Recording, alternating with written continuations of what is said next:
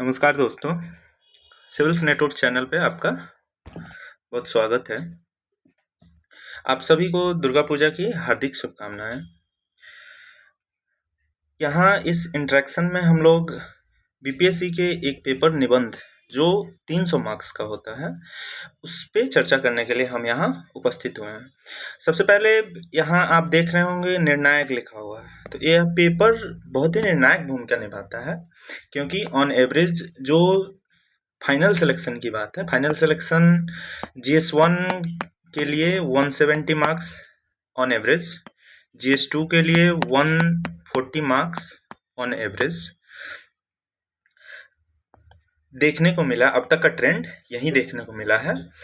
निबंध यदि आप अपने मूलभूत जानकारी से चीज़ों को अगर ठीक ढंग से चीज़ों को इम्प्लीमेंट करते हैं, लिखते हैं, तो वहाँ आपको 60% अंक मिलने की अधिक संभावनाएं होती है और 60% अंक आपको सिलेक्शन से लेकर आपके रैंक तक को सुनिश्चित करता है, जिस कारण से ही इसे निर्णायक पेपर कहा जा रहा है। और यदि एक प्रश्न उठता है कि मैं इस बात को चर्चा करने के लिए कौन होता हूँ, तो इस बात पे चर्चा करने के लिए मेरी यह भूमिका होगी कि इस निबंध के पेपर को कैसे सिंप्लीफाई किया जाए और मैं उपयुक्त क्यों हूँ। तो इस उपयुक्तता के पीछे का तर्क यह होगा कि 68th और 69th ये दोनों बीपीएससी के पेपर में, इसमें से 3 में से 2 एस्से में 60 से अधिक मार्क्स मिले हैं और इसमें 3 में से 2 इसमें भी 60 प्लस मार्क्स मिले हैं। इवन एक में 67 मार्क्स मिला है, एक में 71 मार्क्स मिला है ऑन एवरेज। इस चीज़ों को देखा जाए तो मैं आपसे अपनी अनुभव को साझा करने का कोशिश करूँगा। अब यह प्रश्न उठता है कि इस पूरे कन्वर्सेशन में हम लोग क्या क्या देखने वाले हैं। तो सबसे पहले ये 300 मार्क्स का जो होता है वो 100 मार्क्स के 3 प्रश्न होते हैं, जो तीनों सेक्शन पे हम थोड़ी थोड़ी चर्चा कर लेंगे। उसके बाद फंडामेंटल के बजाय हम इस बात पे ज़्यादा फोकस करेंगे कि एग्ज़ाम सिचुएशन में तीनों इश्यू को कैसे हैंडल करें। सबसे ज़्यादा परेशानी जो देखने को मिलती है वो तीसरे सेक्शन में सबसे ज़्यादा परेशानी देखने को मिलती है। तो कंपैरेटिवली वो भी आसान है, वो अमूर्त विषय जैसा ही होता है यदि उसका सही सही अर्थ हमें पता हो तो। फिर उसके बाद एग्ज़ाम सिचुएशन हैंडल वाले चर्चा के बाद हम लोग ब्रेन स्टॉर्मिंग की बात करेंगे। अभी ये जो चर्चाएं हो रही हैं वो ब्रेन स्टॉर्मिंग के तर्ज पे ही हो रही हैं, क्योंकि जब तक हमें यह पता नहीं होगा कि आने वाले अगले कुछ 30 मिनट 40 मिनट के सेशन में हम आपके साथ क्या क्या करेंगे, अगर ये जानकारी नहीं होगा तो हम एक दूसरे से भटक सकते हैं, हम अपनी चर्चा से भटक सकते हैं। उसके बाद फॉर्मेट कैसा रहेगा ऐसे का, इसकी चर्चाएं हो जाएंगी। इंट्रो कंक्लूजन बहुत ज़्यादा चिंता का विषय होता है, तो इसको भी सिंप्लीफाई करके कैसे हम चीज़ों को देखेंगे, इस पे भी चर्चाएं होंगी। फिर उसके बाद इनपुट्स या इसको मटेरियल्स के रूप में देख सकते हैं कि किन किन मटेरियल्स का यूज हो। ठीक, तो ये हमारे चर्चा का मुख्य बिंदु होगा। उसके बाद हम सबसे पहले सिलेबस की बात कर लेंगे। PYQs पे स्पेशली 36 PYQ, 68, 69 और 70 के क्वेश्चन पेपर 12-12 क्वेश्चनों को तीनों को समअप करेंगे तो 36 क्वेश्चंस निकल के आएंगे, उन पे चर्चाएं होंगी। उसके बाद तीनों सेक्शन को थोड़ा सा ब्रीफ करेंगे। एग्जाम सिचुएशन को कैसे हैंडल करना है इस पे भी चर्चा करेंगे।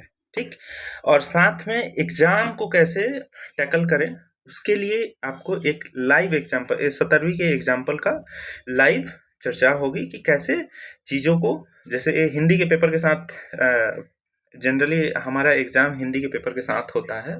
फर्स्ट शिफ्ट में हिंदी होता है, सेकंड शिफ्ट में ऐसे होता है 68 और 70 के ट्रेंड के हिसाब से।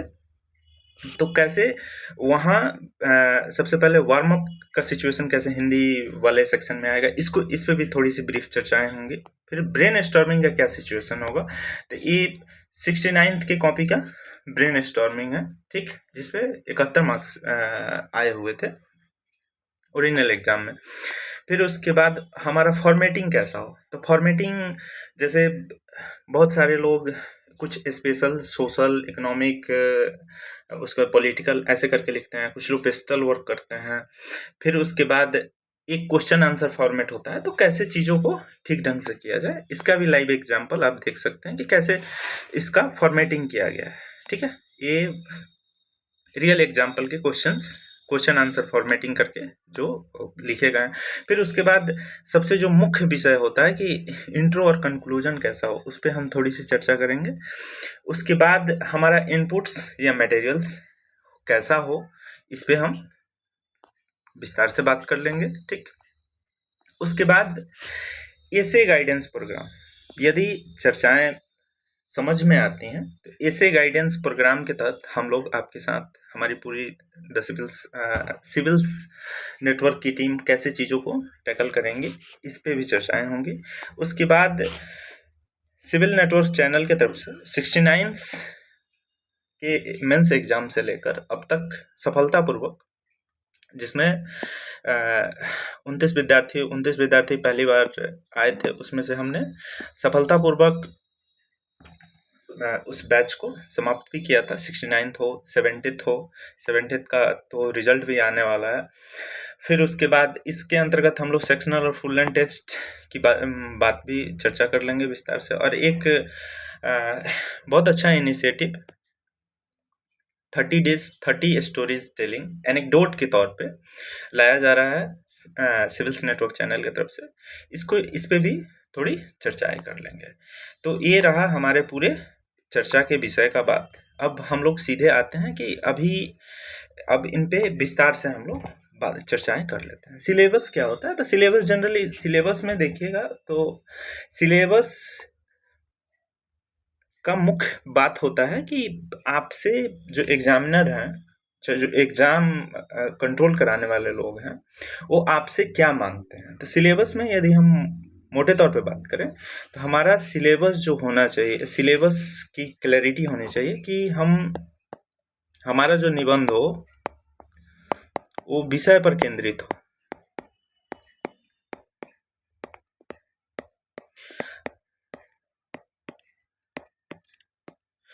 निबंध हमारा विषय पर केंद्रित हो, हम भटके नहीं।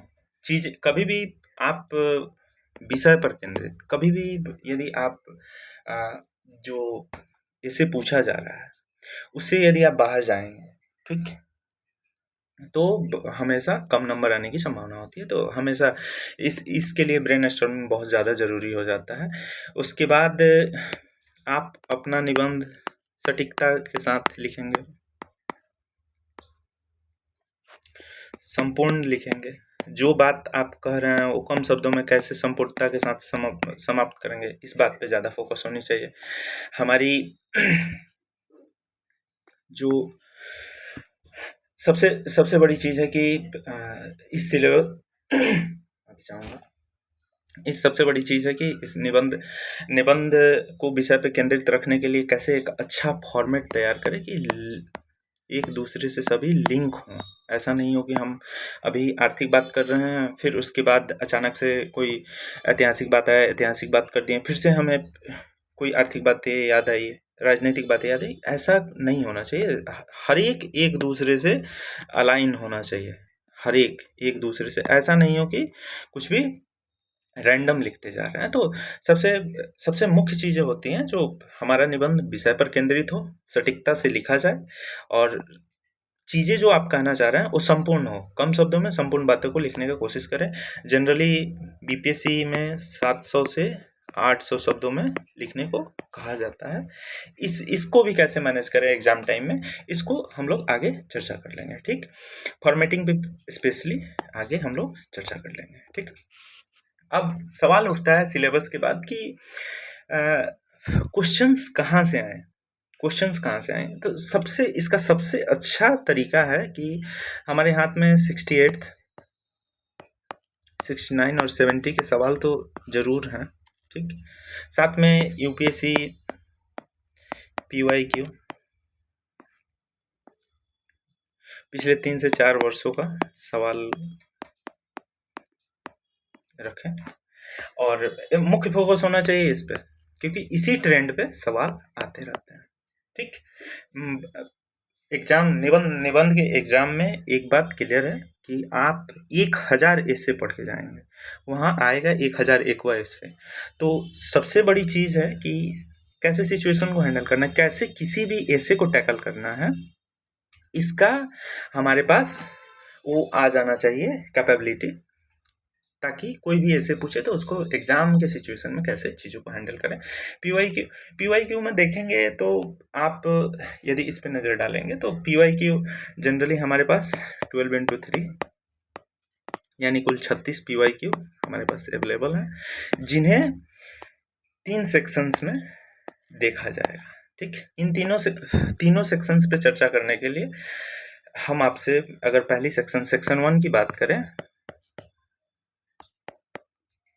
सेक्शन 2 की बात करें,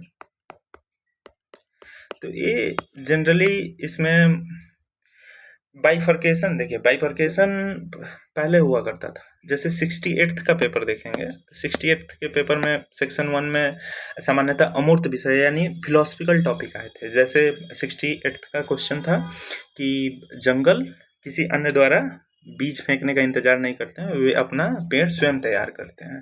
ठीक, वैसे ही सेक्शन 2 में साइंस एंड टेक वाली सवाल थी। तो जनरली ऐसा माना जाता था कि सेक्शन 1 जो है वो अमूर्त विषय है, सेक्शन 2 जो है वो मूर्त। लेकिन यूपीएससी का भी पेपर देखेंगे तो ये अब मूर्त क्वेश्चन की संख्या कम हो गई है और वहाँ अमूर्त लगभग 8 में से 6-7 सवाल मूर्त विषय पे, 6 सवाल कम से कम अमूर्त विषय पे ही पूछे जा रहे हैं। और अपने बीपीएससी की बात करें तो 70th का पेपर देखेंगे, 69th का पेपर देखेंगे, तो यहाँ मुख्य फोकस है मूर्त विषय। इस मूर्त विषय में यदि बात करें तो इसमें सामान्य सवाल पूछ दिया। जैसे 70th का सवाल देखेंगे तो शिथिल कानून और महिलाओं के सशक्तिकरण से संबंधित सवाल था। उसके बाद विज्ञान से संबंधित सवाल था। फिर उसके बाद मृदा अपरदन और जैविक खेती से संबंधित सवाल था सेक्शन 1 और सेक्शन 2 में। तो सामान्यतः यह मान के चले कि कुछ अमूर्त या फिलोसफिकल चीज़ें हमारे ध्यान में होनी चाहिए। उसके बाद मूर्त विषयों को चयन करके भी हम ऐसे को अच्छे ढंग से लिख सकते हैं। सबसे बड़ा सवाल, सबसे मुख्य सवाल जो सामने निकल के आता है वो सेक्शन 3 का आता है। वैसे एक कंपैरेटिवली जैसे इन दोनों पे क्लैरिटी हो जाएगी तो सेक्शन 3 हमारा आसान हो जाता है। सेक्शन 3 भी ये यदि इसको ठीक ढंग से हम समझेंगे तो यह भी अमूर्त विषय पर ही केंद्रित है, अमूर्त विषय पर ही केंद्रित है। जैसे 70th में सवाल आया कि जैसन बोअब वैसन कटब। एग्जाम्पल के पे देखें तो जैसन बोअब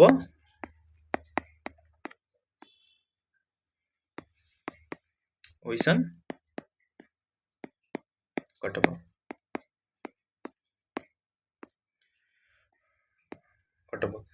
तो यानी आप जैसा करेंगे वैसा काटेंगे, जैसा करेंगे वैसा पाएंगे।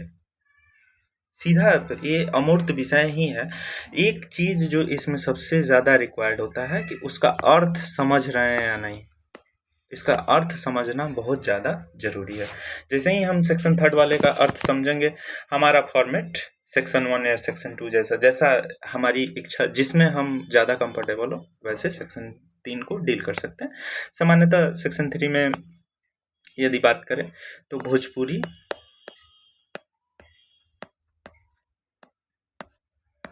मैथिली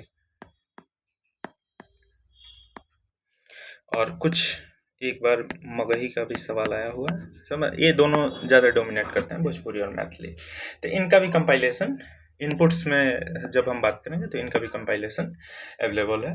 ठीक, एग्जाम सिचुएशन को कैसे हैंडल करें। अब प्रश्न उठता है कि कैसे एग्जाम सिचुएशन को हैंडल करना है। तो हमारे पास 3 घंटे 3 सवाल,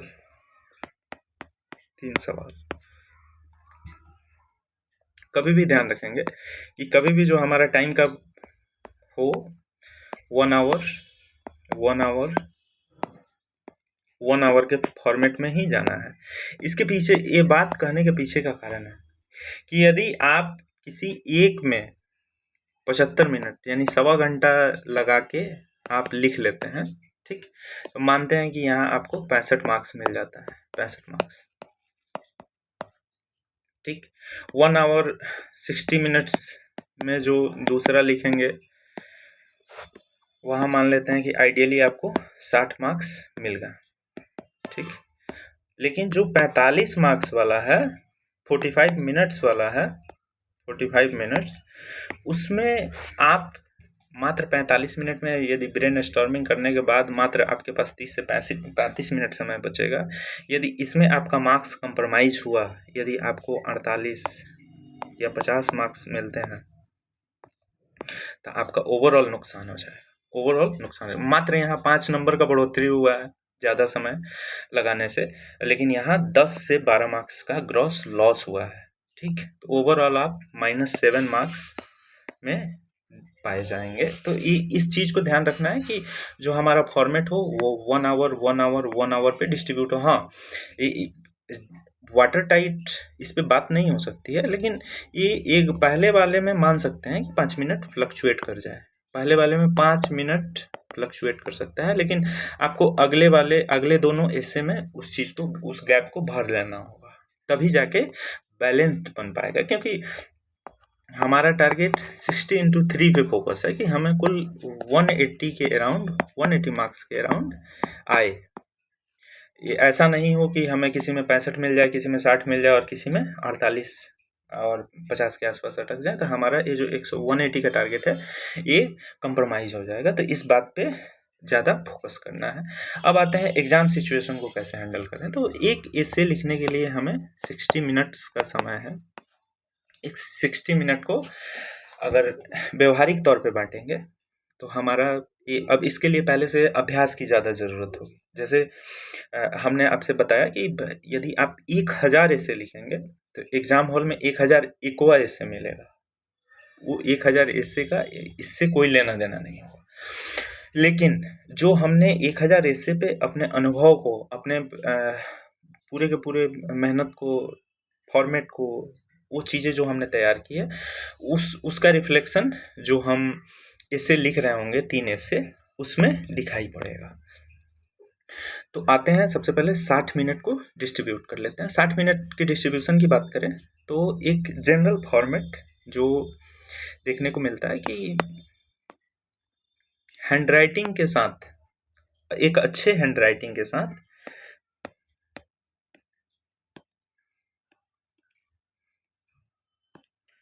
अच्छी हैंडराइटिंग के साथ आप एक पेज लिखेंगे, बीपीएससी जो एग्ज़ाम अवेलेबल कराती है, तो 5 मिनट सफिशिएंट है, 5 मिनट सफिशिएंट है। और एक पेज पे जनरली देखने को मिला है कि 65 से 70 वर्ड्स हम लिख सकते हैं,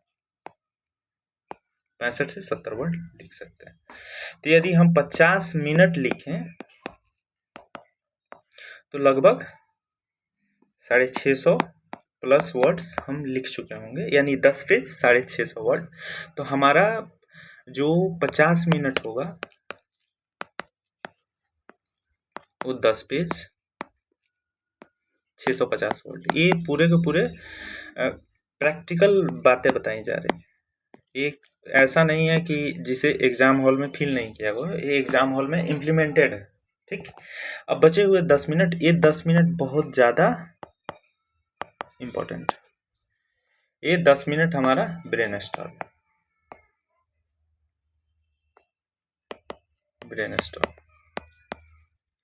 क्योंकि जब तक हम अपना खाका नहीं तैयार करेंगे कि अगले 50 मिनट हमें कैसे चलना है, ठीक, तो फिर हम भटक जाएंगे। अगले 60 मिनट हम नहीं लिख पाएंगे, अगले 50 मिनट नहीं लिख पाएंगे। तो इस कारण से 60 मिनट का ये जो 10 मिनट है, 10 मिनट ये जनरली, जैसे किन्हीं का स्पीड ज़्यादा हो तो ये 10 मिनट के बजाय 15 मिनट उपयोग कर सकते हैं, और ऑन एवरेज जो 4.5 मिनट में लिख लेता हूँ, ऐसे तो जनरली 4 मिनट में लिख लिया जाता है, ठीक। जैसे आपको 12 पेज लिखना हो, 13 पेज लिखना हो, तो आप कोशिश करेंगे कि 4 मिनट में लिख ले। लेकिन एक मिनिमम बात हम बताएं कि 5 मिनट प्रति पेज के हिसाब से भी देखें तो हम लोग 650 वर्ड्स, और एग्जाम में 700 से 800 वर्ड के बीच में पूछा जाता है। तो यदि आप 680 वर्ड भी लिख रहे हैं तो वो ठीक है, उसमें कोई इशू नहीं होगा, ठीक है। अब देखिए एग्जाम हॉल के सिचुएशंस की यदि हम बात करें तो एक महत्वपूर्ण सवाल उठता है कि ये मेरे अनुभव, ये 17वीं का पेपर, 70th का पेपर है। ध्यान से देखने पे आप पाएंगे कि ये है हिंदी का पेपर, ठीक है। फर्स्ट शिफ्ट में हिंदी हुआ, ठीक। सेकंड शिफ्ट में क्या था, आपको एसे का पेपर था। यदि इसमें भी बात करें तो एक 30 मार्क्स का 500 शब्दों में एक एसे लिखने का बात होता है। क्यों इस चीज़ को अलाइन करके बता रहे हैं, क्योंकि जैसे कोई भी मैराथन दौड़ना हो, जैसे 3 घंटा हमें दौड़ना है, एसे के लिए 3 घंटा लिखना है, लगभग 2000 वर्ड्स लिखने हैं, 2100 वर्ड्स लिखने हैं, तो उसके लिए आपका शरीर वार्म्ड होना चाहिए, माइंड वार्म्ड होना चाहिए, वार्म अप किया हुआ होना चाहिए। उसके लिए सबसे अच्छा है जनरल हिंदी के एक पेपर का जो एक सवाल आता है, आप किसी एक को भी अच्छे से लिखिए। जनरली 3 घंटा का समय मिलता है, 3 घंटा का ही समय मिलता है हिंदी के पेपर 100 मार्क्स के लिए, तो ये 2 घंटे में हो जाता है। 1 घंटा जो आप करेंगे वो ये काम कर सकते हैं, जो प्रैक्टिकल, जैसे कि हम अपना संविधान को हम अपने इसे को किस ढांचे में रखना चाहते हैं, तो हम संविधान की बात करेंगे। यहाँ यदि देखें तो संविधान की बात करें, यहाँ संविधान की बात हुई है, उसके बाद बिहार और भारत की बात हुई है, सामाजिक, आर्थिक, राजनीतिक, सांस्कृतिक, बौद्धिक, आध्यात्मिक, फिर उसके बाद हम संगीत, दोहा और कविता से संबंधित कुछ बात करेंगे, फिर महान व्यक्तित्व, फिर हमारे जो सब्जेक्ट हैं इतिहास, भूगोल, फिल्म से कुछ निकल के आ रहा है, स्वतंत्रता से हमारे स्वतंत्रता सेनानी या फिर किसी फ्रीडम फाइट से संबंधित कोई भी चीज़, अच्छा चीज़ हो जिसको हम लिख पाएँ, फिर विज्ञान से संबंधित, दर्शन से संबंधित, फिर कुछ इनपुट होते हैं, जैसे हमारे पास कुछ गानों का संकलन होता है, कुछ दोहा हैं, कविता हैं, शेर हैं, फिर उसके बाद संस्कृत के कुछ आपको श्लोक हैं, फिर इंग्लिश के कुछ मुहावरे हैं, फिर बिहार की कुछ लोकोक्तियाँ हैं, एस्से का कुछ कथन है, यूपीएससी का आया हुआ क्वेश्चन है। यदि यूपीएससी का आया हुआ क्वेश्चन की बात करें, जैसे एक क्वेश्चन आया हुआ था कि छप्पर का मरम्मत तभी किया जाता है जब धूप खिली हो, या फिर एक क्वेश्चन आया था कि जहाज बंदरगाह में सुरक्षित होते हैं लेकिन वो इसके लिए बने नहीं होते। यहाँ से भी हम स्टार्ट कर सकते हैं चीज़ों को समझाते हुए। ये इसीलिए पीवाईक्यू पढ़ना बहुत ज़्यादा इम्पोर्टेंट है। जैसे 68 का जो पीवाईक्यू का क्वेश्चन है कि आपको जंगल किसी अन्य के द्वारा बीज फेंके जाने का इंतजार नहीं करते हैं, वो अपने पेड़ स्वयं उगाते हैं। तो यहाँ से भी आप किसी भी एसे को अच्छे से स्टार्ट दे सकते हैं। फिर उसके बाद कुछ इम्पैक्टफुल स्टार्ट होता है, जैसे दिन के बाद रात के बाद दिन होता है, सूर्यास्त के बाद सूर्योदय आता है, सब दिन होत न एक समान। फिर रश्मि रथी पढ़ने में अच्छी लगती है, इस कारण से इसके कुछ लाइनें उपयोग में लाई जा सकती है। उसके बाद एक स्पेशल फॉर्मेट आता है, ठीक है। तो फॉर्मेटिंग में हम बात कर लेंगे स्पेशल और पेस्टल का, ठीक है। उसके बाद कुछ लक्षित वर्ग होते हैं, जैसे महिला जो सुभेद्य जिन्हें माना जाता है, पिछड़ा, अति पिछड़ा, दलित, महिलाएं, बच्चे। उसके बाद आपको LGBTQ ग्रुप वाले जो आ गए। उसके बाद विभिन्न दर्शन हैं, जैसे गांधी जी क्या बोलते हैं, जैसे गांधी जी का साधन साध्य सिद्धांत हो गया, या फिर इनकी यदि बात करें तो 7 सामाजिक पापकर्म की जो ये बात करते हैं। उसके बाद कुछ समस्याएं हैं, जैसे जाति, धर्म, नक्सल, उसके बाद पिछड़ापन, गरीबी, इन सभी पे बात कर लेंगे। उसके बाद कल्याण हो, सब वसुधैव कुटुंबकम की हम लोग बात करते हैं, सर्वोदय, अंत्योदय, ये सभी चीज़ें चर्चा में आ जाएंगे। उसके बाद किसी भी चीज़ को सोचना है तो व्यक्ति के स्तर पे, परिवार के स्तर पे बढ़ता चला जाएगा ये दायरा, समाज, फिर गांव, राज्य, देश, विश्व, पृथ्वी, ठीक। उसके बाद वैसे भी आजकल जितने भी थीम देखिएगा, जैसे वो आपको सोलर अलायंस वाला जो है, उसमें भी वन सन, वन अर्थ, वन ग्रिड वाली बातें हो रही है। फिर उसके बाद G20 में भी देखेंगे तो वन अर्थ 8 अरब व्यक्ति के बारे में बात हो रहा है। तो इसको आप देख सकते हैं इस स्तर पे, व्यक्ति से बढ़ते बढ़ते पूरे संपूर्ण पृथ्वी की बात करेंगे, संपूर्ण ब्रह्मांड की बात करेंगे। उसके बाद कुछ व्यक्ति हो गए जिन्हें जानना बहुत जरूरी है, दशरथ माझी, जादव मलाई पेंग, ये असम से आते हैं, इन्हें फॉरेस्ट मैन कहा जाता है। लॉन्गी भुइया कनाल मैन कहा जाता है इन्हें। शक्ति दुबे जी जिन्होंने टॉप किया पिछले वाले यूपीएससी को।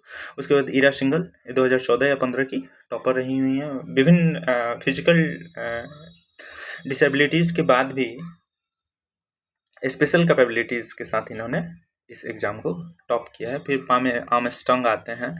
फिर भगत सिंह, चंद्रशेखर आज़ाद, कर्पूरी ठाकुर जी, जननायक कहा जाता है इन्हें। श्रीमती द्रौपदी मुर्मू जी हैं। फिर उसके बाद इंदिरा गांधी के बारे में भी कुछ चीज़ें आएंगी। फिर विवेकानंद जी के बारे में, फिर बी आर अम्बेडकर जी के बारे में। फिर ऐसे ही करके विभिन्न नाम जो सामने आपके आ रहे होंगे। जैसे कुछ शेर व शायरी वाले लोग हो गए, कुछ फिल्म से निकल के आ जाएंगे, कुछ कवि लिखने वाले लेखक लोग आ जाएंगे, कुछ इतिहास से संबंधित बातें आ जाएंगी। तो इससे आप रियल एग्ज़ाम में जब तक इस चीज़ को टैकल नहीं करेंगे तब तक आपके एग्ज़ाम सिचुएशन को हैंडल कर पाना मुश्किल होगा। तो एग्ज़ाम सिचुएशन में हमने जो चर्चाएं की कि 60 मिनट देना है, 60 मिनट में 10 मिनट ब्रेनस्टॉर्मिंग पे, 50 मिनट लिखने पे, या 15 मिनट और 45 मिनट का भी फॉर्मेट बनाया जा सकता है बहुत अच्छे से। चीज़ें अगर आपके पास अवेलेबल हो तो, उन चीज़ों को आपने सीख रखा है तो। फिर आते हैं ब्रेनस्टॉर्मिंग कैसे करेंगे। ठीक है, ब्रेनस्टॉर्मिंग की बात करते हैं। तो ब्रेनस्टॉर्मिंग जिसमें हमने निर्धारित किया था कि हम अपने समय का 10 से 15 मिनट जो हमने निकाला कि ब्रेनस्टॉर्मिंग पे दिया जाना चाहिए। तो इस ब्रेनस्टॉर्मिंग को कैसे टैकल किया जाएगा, ठीक है। यहीं आगे चल के हमारा फॉर्मेट से भी जुड़ जाता है। जैसे फॉर्मेट, हमेशा फॉर्मेटिंग की बात होती है ना, तो फॉर्मेट भी हमेशा ब्रेनस्टॉर्मिंग पर ही निर्भर करेगा, क्योंकि जब तक ब्रेनस्टॉर्म नहीं करेंगे तब तक आप किसी चीज़ का फॉर्मेट नहीं बना सकते हैं। आपके पास एक अस्थाई चीज़, अस्थाई कंपाइलेशन, जैसे ये 69th का पेपर है। 69th में कैसे, जैसे क्वेश्चन पूछा था महिला सशक्तिकरण की वर्तमान स्थिति राजनैतिक परिप्रेक्ष्य में, इसमें बताते हुए यह चीज़ मैं आपको बताना चाहूँगा कि इसमें मुझे 71 मार्क्स आए थे। तो इससे कैसे टैकल किया गया, कैसे रियल टाइम में कैसे चीज़ों को टैकल किया गया। तो इसे आप महिला सशक्तिकरण क्या है, कुछ सवाल पूछ सकते हैं। जैसे टॉपिक ही है तो महिला सशक्तिकरण, फिर उसके बाद उनका राजनीतिक सशक्तिकरण से क्या संबंध। इस सवाल आने के पीछे का मुख्य कारण था 106वां संविधान संशोधन, जो नारी शक्ति बंधन अधिनियम, उसकी चर्चाएं उस समय चल रही थी। तो थोड़ा उन चीज़ों को भी ध्यान में रखना है। अब ऐसे बीपीएससी का महिला सशक्तिकरण मुख्य टॉपिक है, क्योंकि 69th में भी पूछा है, 70th में भी पूछ चुका है कि शिथिल कानून और महिलाओं की महिला सशक्तिकरण में बाधा उत्पन्न कर रही हैं। ऐसा सवाल आया था 17वीं में, ठीक है। तो इस फॉर्मेट में हम लोग जा सकते हैं। ब्रेनस्टॉर्मिंग जब भी होगा तो ऐतिहासिक, वैश्विक, औद्योगिक, फिर टेक्नोलॉजिकल, फिर उसके बाद राष्ट्र निर्माण में, फिर उसके बाद सशक्त होना क्या है। तो ये विभिन्न सशक्तिकरण देख लेंगे, जैसे सामाजिक, आर्थिक, राजनैतिक, आध्यात्मिक, सांस्कृतिक, बौद्धिक, मानसिक, ये सभी स्तरों पे हम लोग बात करेंगे, ठीक है। जब चीज़ें जैसे जैसे क्लैरिटी आता है, जैसे हम कोई भी, जैसे एक सिंपल सा बात है कि हमें 100 कदम चलना हो, ठीक है, 100 सीढ़ी चढ़ना हो, ठीक। तो यहाँ रह के इसे नहीं देखा जा सकता है, ठीक है। हमें एक सीढ़ी चढ़ेंगे, ठीक है, फिर अगला दिखेगा, फिर अगला दिखेगा, फिर फाइनल दिखेगा। ये प्रोसेस होता है। यहाँ रहेंगे कभी भी इसे नहीं देख पाएंगे, इसके बारे में हमेशा चिंता बनी रहेगी। तो मेरे कहने का सामान्य अर्थ यही है कि जैसे जैसे हम सबसे पहले टॉपिक को समझ जाएंगे, टॉपिक को समझें, फिर उसके बाद हमने निर्णय लिया कि हाँ, जैसे एक सेक्शन में 4 सवाल देता है, 4 में से जनरली 2 पे हमारा कॉन्फिडेंस होता है कि हाँ, इन 2 में से हम टैकल कर सकते हैं। टैकल करने के लिए अब उन 2 में से एक को चूज करना है। जैसे एक हम चूज कर लिए, एक का हमने चयन किया कि हाँ, इस पे लिखना है, तो अब इसका हम लोग सबसे पहले ब्रेनस्टॉर्मिंग शुरू करें। ब्रेनस्टॉर्मिंग कर लिए, उसके बाद हम फॉर्मेट पे आ जाएंगे। फॉर्मेट, हमारा फॉर्मेट कैसा होना चाहिए। तो हमने बताया कि ब्रेनस्टॉर्मिंग इस प्रोसेस से होगा। फॉर्मेटिंग की बात करें तो किसी भी एस्से को लिखने के लिए कभी भी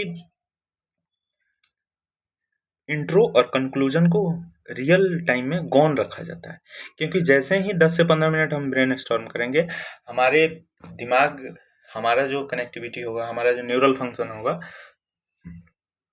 वो इस बात के लिए एक्सेप्ट कर चुका होगा चीज़ों को कि हाँ, ये बेस्ट इंट्रो हो सकता है हमारे एस्से के लिए, ये बेस्ट कंक्लूजन हो सकता है हमारे एस्से के लिए।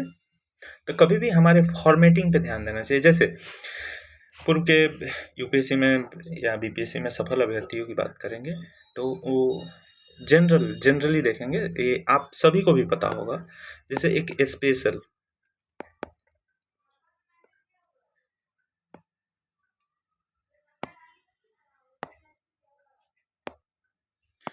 माफी चाहूँगा, थोड़ी सी तकनीकी समस्या आ गई है।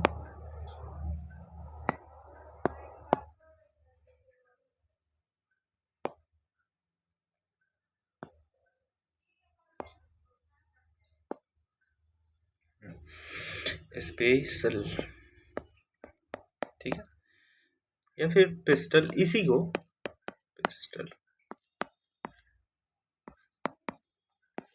ये थोड़ा सा पुराना मेथड है, बट सबसे बड़ा चीज़ है कि जो चीज़ें हम पढ़ रहे होते हैं, जो चीज़ें देख रहे होते हैं, जैसे सोशल हो गया, सोशल,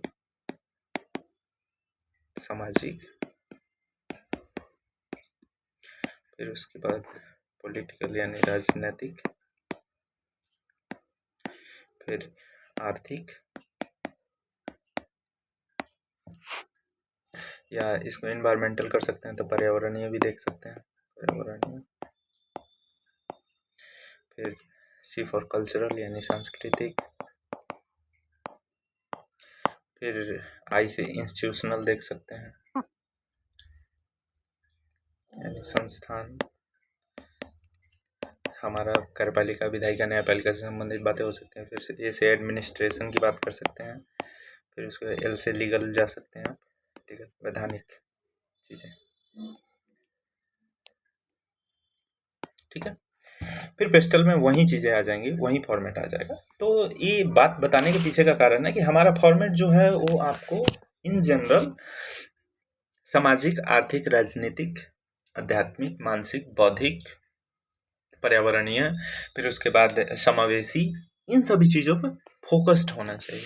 यदि क्वेश्चन पूछा, जैसे क्वेश्चन पूछा था कि ये क्वेश्चन रहा, ठीक है, महिला सशक्तिकरण की वर्तमान स्थिति राजनीतिक सशक्तिकरण के परिप्रेक्ष्य में, इस पे हमने क्वेश्चन आंसर के फॉर्मेट में क्या फॉर्मेट किया, क्वेश्चन आंसर के फॉर्मेट में अगर एग्जामिनर से इंटरेक्शन करना हो तो कैसे, कि अब यह प्रश्न उठता है कि आखिर सशक्त होना क्या है, सशक्त होना क्या है, किन बातों से सशक्तिकरण संभव हो सकता है, महिलाओं को सशक्त करना क्यों आवश्यक, एक सवाल, ठीक है। यदि महिलाएं सशक्त हों तब क्या असर पड़ेगा, सशक्त न हो तो क्या उसके दुष्परिणाम होंगे, और फिर राजनीतिक सशक्तिकरण का होना महिलाओं को क्या स्थान दिला सकता है।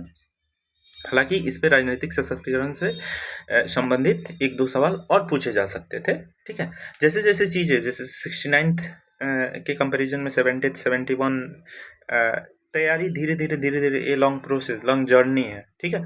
चीज़ों को समझने में थोड़ी सी समय लगती है, तो इस पे राजनीतिक सशक्तिकरण से संबंधित ये भी सवाल पूछा जा सकता है कि राजनीतिक सशक्तिकरण क्या होता है, राजनीति में सशक्त होना क्यों आवश्यक है, यदि राजनीति में सशक्त होंगी महिलाएं तो क्या क्या इम्प्लीमेंट हो सकता है, या राजनीतिक रूप से सशक्त नहीं है। जैसे हमारा डेटा देखेंगे तो राज्य की विधायिकाओं में 8% के आसपास रिप्रेजेंटेशन है, 8% रिप्रेजेंटेशन है।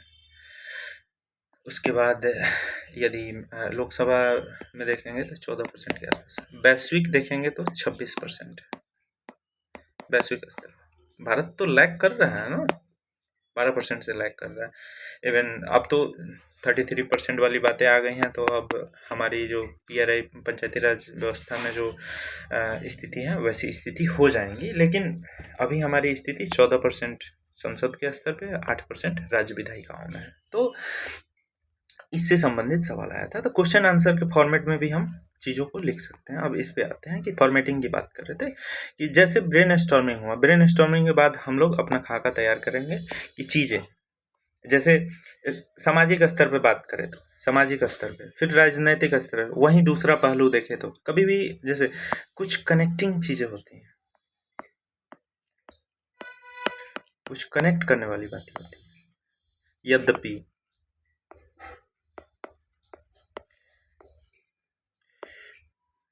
वहीं दूसरी ओर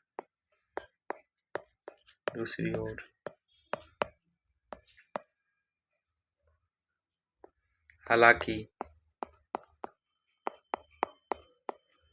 इन सभी चीज़ों से एक पैरा से दूसरे पैरा को कनेक्ट किया जा सकता है, क्योंकि बिना जैसे कनेक्टिविटी लॉस होता है, फिर उसके बाद वो जो निबंध होता है वो धीरे धीरे नीरस बनता चला जाता है। तो वैसा काम नहीं होना चाहिए। अब आते हैं जो सबसे चिंता का विषय होता है, इंट्रो और कंक्लूजन। इंट्रो और कंक्लूजन की बात करें तो हमारा इंट्रो कहाँ से मिलता है, इस पे बात करते हैं। जो चीज़ें हमने ब्रेनस्टॉर्म की,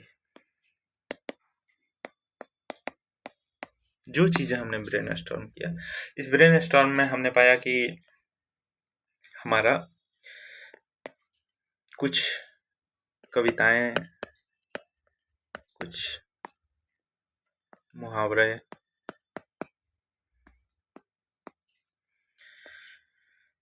फिर उसके बाद किसी भी महान व्यक्ति का कथन हो गया,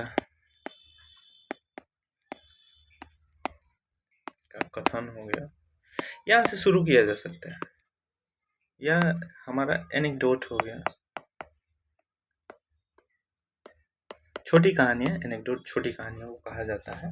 ठीक, इससे संबंधित एक इनिशिएटिव भी है, इस पे भी चर्चा करेंगे। तो इंट्रो जो होता है, हमें जैसे हम ब्रेनस्टॉर्म करेंगे, ब्रेनस्टॉर्म के बाद हमारे समक्ष कुछ कविताएं, मुहावरे, महान व्यक्तियों के कथन वो अवेलेबल आ जाएंगे। जैसे हम पढ़े होंगे, जो हमारे इनपुट्स मटेरियल्स में होगा, वो चीज़ें यहाँ रिफ्लेक्ट करेंगे। यहीं से हम एक अच्छा इंट्रो उसी समय प्रिपेयर करें। कभी भी इस बात पे कभी भूल में नहीं जाना चाहिए कि हाँ हमारे पास रेडीमेड इंट्रो होना चाहिए, रेडीमेड कंक्लूजन। इन बातों से बिल्कुल बचना चाहिए। इस बात पे मैं जोर देकर कह रहा हूँ कि इन बातों से हमें बचना चाहिए। इंट्रो रेडीमेड, कंक्लूजन रेडीमेड, ये सुसाइडल होता है। क्योंकि पिछली बार महिलाओं के राजनीतिक सशक्तिकरण के बारे में पूछ लिया, 70th में महिला सशक्तिकरण में राजनीतिक शिथिल कानून के बारे में पूछ लिया, तब दोनों के लिए एक इंट्रो तो हो नहीं सकता है। तो कभी भी रेडीमेड चीज़ों से बचना चाहिए, रेडीमेड इंट्रो कंक्लूजन से बचना चाहिए। कंक्लूड कभी भी करें तो पॉजिटिव एंड पे, कंक्लूजन हमेशा पॉजिटिव एंड हो, या फिर भविष्य के पॉइंट से, भविष्य के दृष्टिकोण से हमारी दूरदर्शिता को बताएगा हमेशा। ऐसा सभी को पसंद आएगा, इवन हमारी कॉपी चेक करने वाले उन एग्जामिनर्स को भी पसंद आएगा। अब इनपुट्स या मटेरियल्स की बात करें, जनरली देखिए ऐसे के बारे में कहा जाता है कि जो जानकारी हमारे पास है उसे ऐसे लिखा जा सकता है, बिल्कुल लिखा जा सकता है, इस बात में कहीं दो राय नहीं है। लेकिन जो चीज़ें हैं वो हमें 50% तक रखेंगे, हमारा टारगेट 60% है। ठीक है, अब इसके लिए इनपुट्स होना बहुत ज़्यादा ज़रूरी हो जाता है। इसमें इनपुट्स की बात करें तो पहला एनेक्डोट, दूसरा मुहावरे आ जाएंगे, तीसरा इन मुहावरों में यदि बात करें तो वो चाहे संस्कृत का श्लोक हो, चाहे इंग्लिश का भी वन लाइनर हो, हिंदी माध्यम में बिल्कुल प्रयोग किया जा सकता है।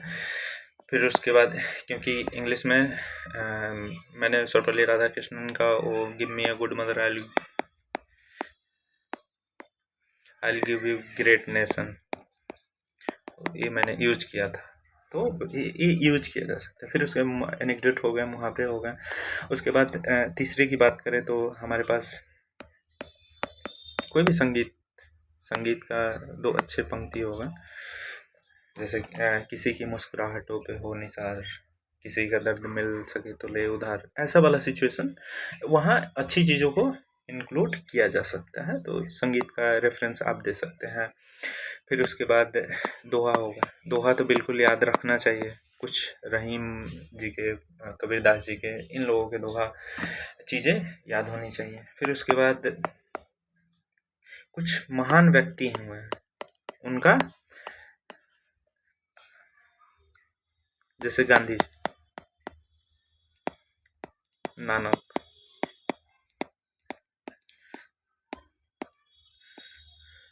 फिर डॉक्टर अंबेडकर, इनकी बात करें तो जैसे नानक का सर्बत दा भला है, इनका साधन सात सिद्धांत है, 7 सामाजिक 7 पाप कर्म है। फिर उसके बाद डॉक्टर अंबेडकर का महिलाओं से संबंधित, फिर उसके बाद पिछड़ी जातियों से संबंधित जो चीज़ें हैं, इन चीज़ों को इंक्लूड किया जा सकता है उनमें, ठीक है। फिर उसके बाद यदि बात करें तो कुछ आपके पसंद का चीज़, जैसे मैं पर्सनली रस्म रति प्रेफर करता हूँ, तो वैसे ही आपको कोई किन्हीं अन्य में रुचि हो तो वहाँ से आप रेफरेंस ले सकते हैं, ठीक, और उस पर काम किया जा सकता है, ठीक है।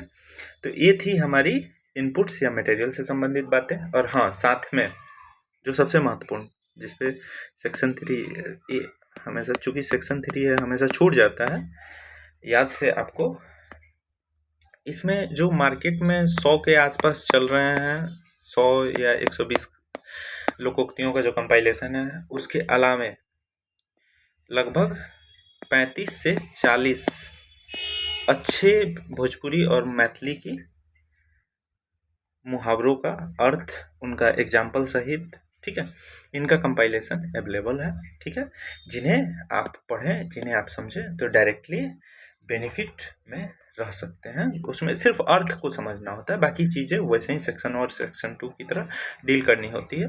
फिर उसके बाद सेक्शन 3 में इसका इंट्रो जो होता है, इसके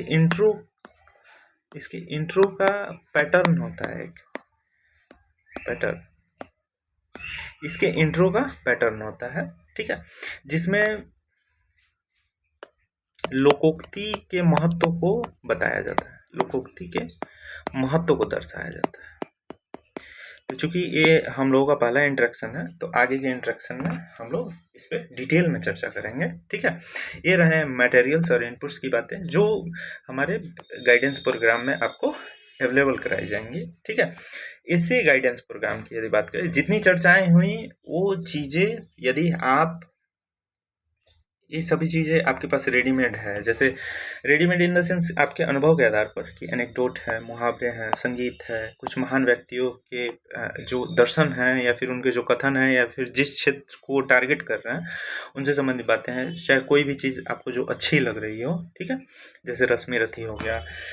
उसके बाद सेक्शन 3 की बात करें तो इसमें आपके पास 35 से 40 लोकोक्ति स्पेसिफिक, जैसे 100 तो चल ही रहा है मार्केट में, ठीक है, 100 120, ये आपके पास अर्थ सहित होना चाहिए, ठीक है, एग्जाम्पल सहित होना चाहिए लोकोक्ति। फिर उसके बाद इंट्रो का पैटर्न आपके पास है, तो इस अनुभव के आधार पर भी आप चीज़ों को लिख सकते हैं, क्योंकि देखिए, क्योंकि मैंने पूर्व में ही आपको फॉर्मेटिंग से संबंधित यहाँ बातें बता दी क्वेश्चन आंसर के फॉर्मेट में। उसके बाद आप एक लाइव ब्रेन स्टॉर्मिंग आपने देखा है कि कैसे रियल एग्जाम में इन चीज़ों को यूज किया जा सकता है। उसके बाद एग्जाम टाइम में कैसे वार्म अप किया जाता है, कैसे चीज़ों को टैकल किया जा सकता है, इसे आपने देखा।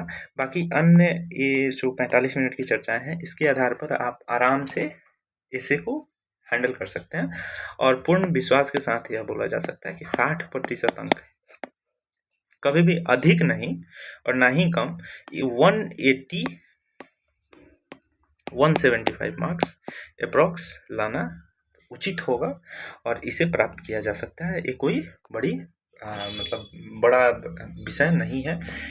ऐसे गाइडेंस प्रोग्राम की बात करें, इसमें 15 से 20 लेक्चर्स और गाइडेंस प्रोग्राम के माध्यम से आपको ऐसे में स्मूथली हिंदी माध्यम, इंग्लिश माध्यम, दोनों की सहायता से, दोनों मीडियम में आपको गाइडेंस प्रोग्राम अवेलेबल कराया जाएगा सिविल्स नेटवर्क चैनल की तरफ से, ठीक है, जिसमें मैं आपको इनपुट देने में काफ़ी मदद करूँगा।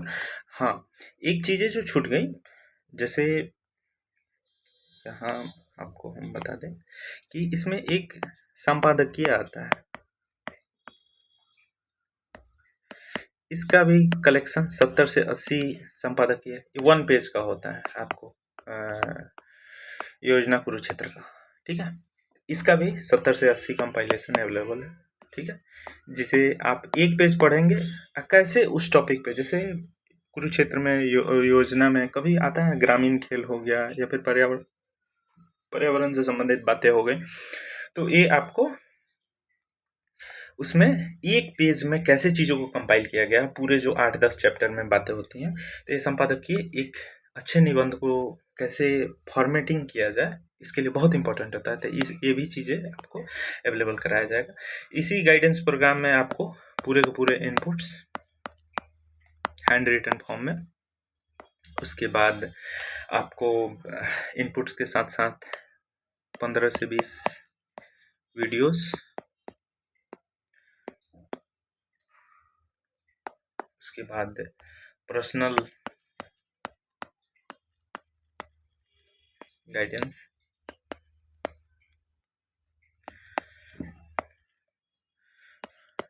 ऐसा नहीं होगा कि पीछे छूट जाएगा, फ्रॉम 0 to 60% वाली बातें होंगी, क्योंकि कम लोगों में चीज़ों को इंटरेक्ट करना बहुत आसान होगा, ठीक, इसीलिए ये गाइडेंस प्रोग्राम लॉन्च किया जा रहा है।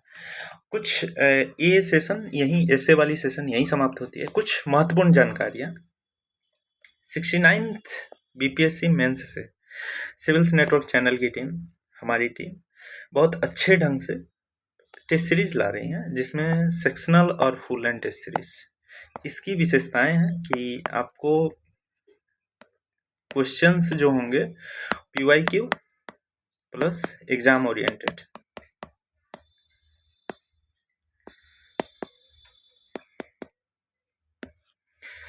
उसके बाद जो इवेलुएशन होगा, evaluation plus mentorship,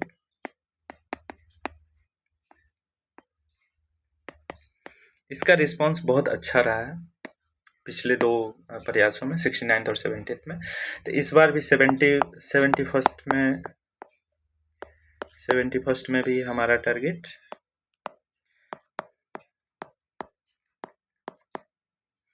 maximum results को सिक्योर करने का है, ठीक है। इस चीज़ को हम लोग बहुत सीरियसली और बहुत माइन्यूटली इस पर काम चल रहा है। जल्द ही बैच ये लॉन्च किया जा रहा है, वैसे डेट अनाउंस होने को है, ठीक है, प्रोबेबली अक्टूबर फर्स्ट वीक में ये चीज़ें लॉन्च कर दी जाएगी, ठीक। तो इसके लिए आपको अग्रिम शुभकामनाएं। एक बहुत ध्यान देने वाली बातें जो हैं, 30 days 30 स्टोरी, जो हमने एनेक्डोट की बात की थी कि कैसे प्रभावी रूप से आप किसी ऐसे को तैयार कर सकते हैं, कि स्टार्ट कर सकते हैं इंट्रो के लिए, तो वैसे 30 स्टोरीज आपके लिए फ्री ऑफ कॉस्ट यूट्यूब पे सिविल्स नेटवर्क चैनल की तरफ से अवेलेबल कराई जाएगी, तो जिससे आपको डायरेक्ट एग्ज़ाम में बेनिफिट मिलेगा। ये छोटा सा सेशन हमारे साथ रहा, ठीक। आप कमेंट करके ज़रूर बताएंगे कि कैसे चीज़ों को आगे बढ़ाया जा सकता है, और यदि इसमें कोई सुधार की गुंजाइश है तो आपका सुधार भी सुधारों का मोस्ट वेलकम है। Thank you so much.